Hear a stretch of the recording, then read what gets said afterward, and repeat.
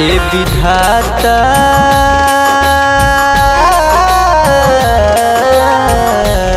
ए विधाता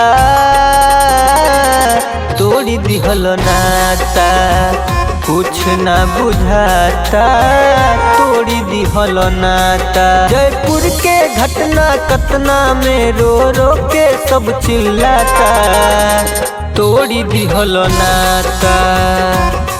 ए विधाता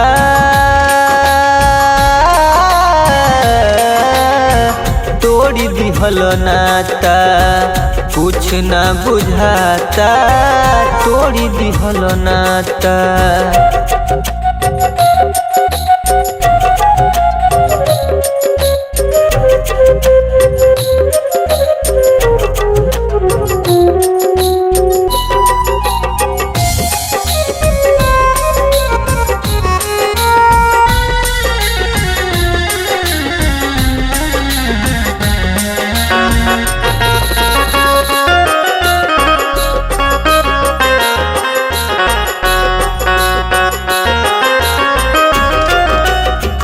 तू ही सावधानी के रहिया सिखावेला करम के लाभ हानि पल में दिखावेला।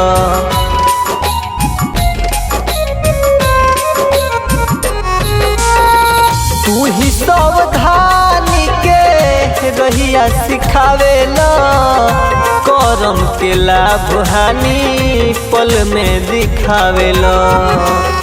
जिंदगी के भिखिया तोहरे से क्षण भर खाती मंगाता कुछ ना बुझाता। ए विधाता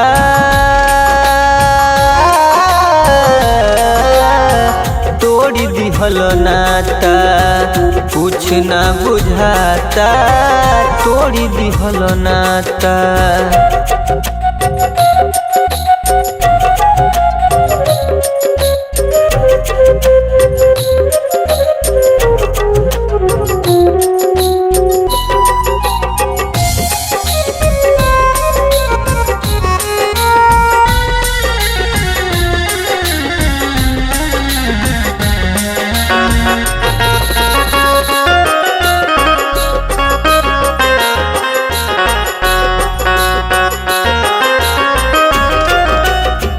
पेटवा बेचारा केतना भूख के तलाश में अचके बिखर गई बदल गई लाश में।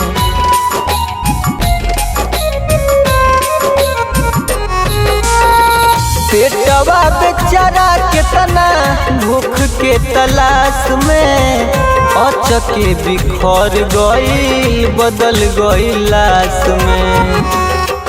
एलपीजी गैस के फटला से गौआ के लोग थरथराता कुछ ना बुझाता।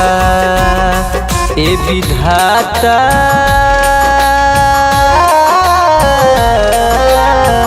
तोड़ी दिहल नाता कुछ ना बुझाता तोड़ी दिहल नाता।